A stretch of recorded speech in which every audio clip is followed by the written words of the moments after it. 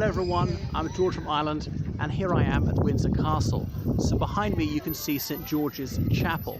Now Windsor Castle was built shortly after the Norman conquest, so it's on a hill commanding crossing over the River Thames, because the Thames is very narrow here and it's the only hills for miles around. So it's a very obvious place to build a castle, because Windsor was about 2 miles further down the Thames, a town called Old Windsor, but Old Windsor is probably the biggest anticlimax ever.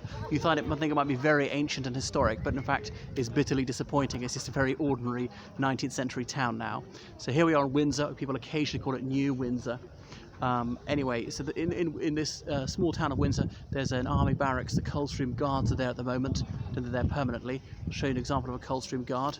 There he is. This is their uniform. As of the 1st of November, they wear their great coats, which are grey. So you can see his red tunic, his black Busby hat or bearskin hat, and they really are made from bearskins. If you look after them, well, they last a century. They did experiment around about 2005 with synthetic material, but it's found to be unsatisfactory. And oh God, he's not Coldstream, he's Grenadiers. I can tell because looking at his collar, you can see the bursting bomb symbol, as in grenade. So you throw those, and you see the buttons are 111. Isn't that right?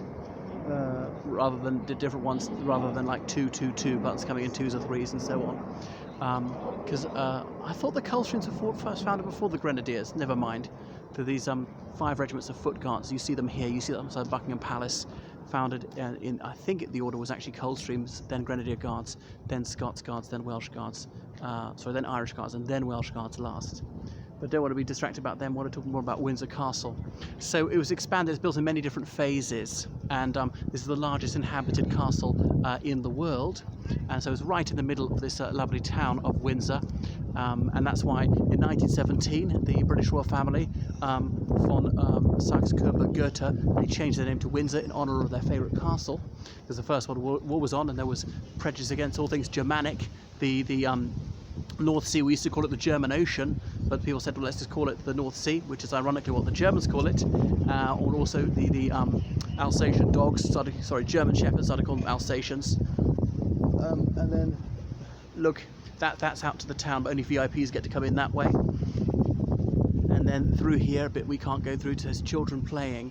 Now I think some of the people who work here, like some of the Dean of Windsor, the most senior priest in Windsor, I think he gets to live in. But there's also St George's School Windsor, so that's why I must say children playing. I'm not allowed to film inside St George's Chapel, where Prince Harry married Meghan Markle in May 2018. 10 kings and queens are buried there, many other members of the royal family, Deans of Windsor, many other distinguished personages. There's a vault 5 metres below the floor where they are laid to rest. Henry VI, founder of Eton, is buried there. King Edward IV, many more. George VI, who's the last king of Ireland and Emperor of India, he's buried there with his queen and empress, and many more. So Her Majesty the Queen may be buried there. Henry VIII is buried there. I could go on. So it's an absolutely magnificent artwork. You see what incredible handiwork they could create in the Middle Ages, crafting all sorts of sculptures and painting them in brilliant colours. So Latin things in English, and long images of saints, stained glass to memorials to various generals, to members of the royal family.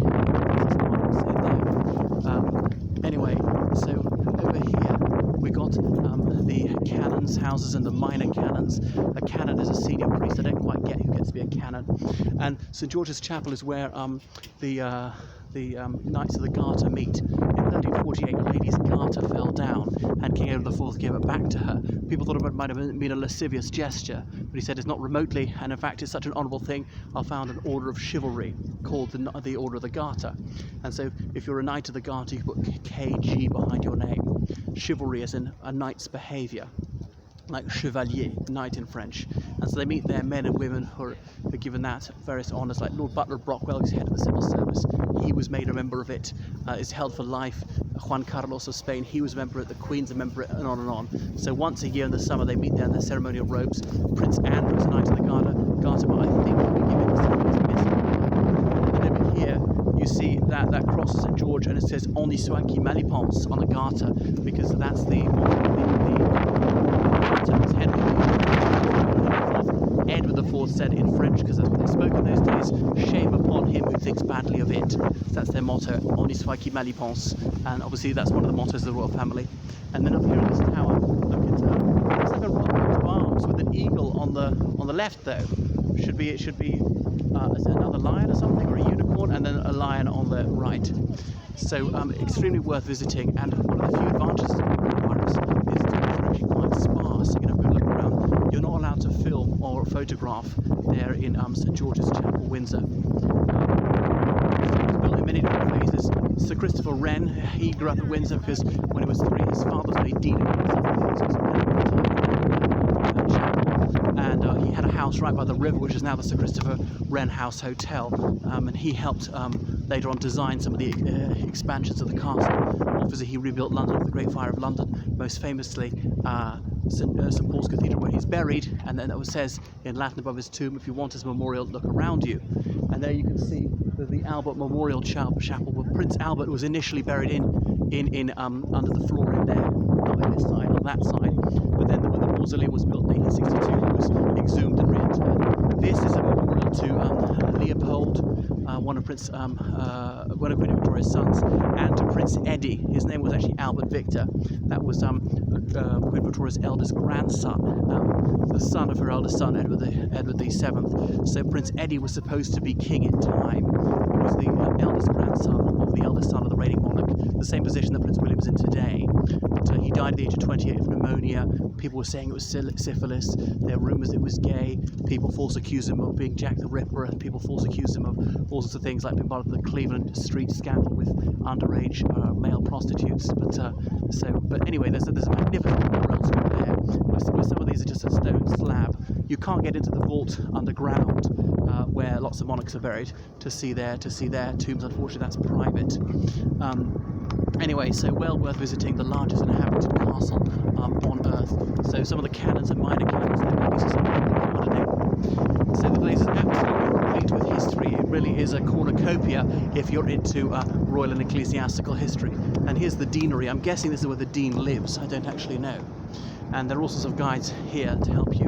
You can listen to one of these audio guides, walk around. You can actually give it a guided tour. So thrice in my life I visited this place, but I'm managing to extract rather more value out of it now when I've reached an age such that I appreciate things in greater detail. I mean, having said that, I was always a historia main, but it's helped even more. The middle ward, so that's this part of the castle.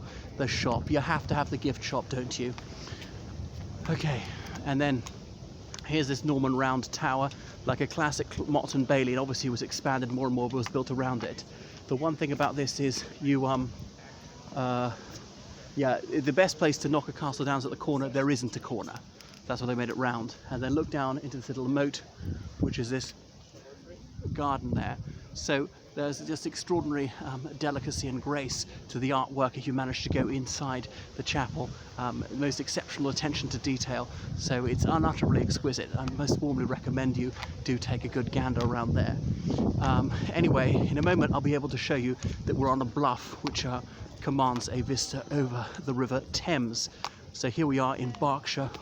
Some people call it Royal Berkshire, I suppose, because of Windsor. So many towns around the world are named Windsor in honor of this one. There's only Windsor in Canada.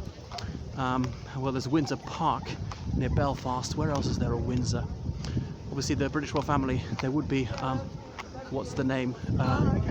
There would be von Schleswig-Holstein von Sonderburg-Glucksburg, because that's Prince Philip's surname, being a Greek of Danish extraction. So, not a great view. I think we can get that to exit. Excuse me, if I go out, can I come back in? This is the entrance to the State Apartment, sir. When you're coming this way from the State Apartment, the exit from the castle is down this year. Okay, so next step we need to go up here, right? No, going through here. Okay, I'll go through here. So, anyway, showing you what it's like. So I do have a microphone because some people are commenting that I really needed to have a microphone. And then we're going to see what's it called, a cannon here. So perhaps you're getting an idea what Windsor Castle is like. I obviously don't remember all this from my last trip 26 years ago. I wonder if the cannon actually fires. It's not like Edinburgh Castle, they don't fire a cannon at a certain time every day. So there we go, and a delightful little garden. There you can see the Thames over my shoulder. down to one of those main streets which leads up to Pescud Street, which is the main shopping street of Windsor. And I walked up and down there many of the time. There's a memorial on that street to one of Queen Victoria's grandsons who was killed in the Second South African War, 1899 to 1902. I don't remember which year. Oh, Chinese landed at Chatham from HMS Nanking in 1856. So a Chinese cannon from one of the Opium Wars, slightly earlier. And then there's this garden we're not allowed down into, some sort of private gated entrance. And then looking over here towards the Thames, towards Windsor, a bit of the park. And there's, you can see Windsor and Eton Riverside Station. This is St George's School, which is a prep school, almost in the grounds of it. And beyond, you can see Eton. You can see the Thames. You can see an 8. That's a special word for an island in the River Thames, and only in the Thames. Like 8 can be spelled E-Y-O-T, but pronounced 8 like number 8, or else spelled A-I-T. And then beyond, you see Eton College Chapel. Maybe you see there in the background. So, what a highly delightful place it is, almost surrounded by forest. Anyway, that's enough from Windsor Castle. I'll show you a bit more later. It is utterly splendid, I think you'll agree. So please pay it a visit. Let me be your tour guide sometime. Toodaloo.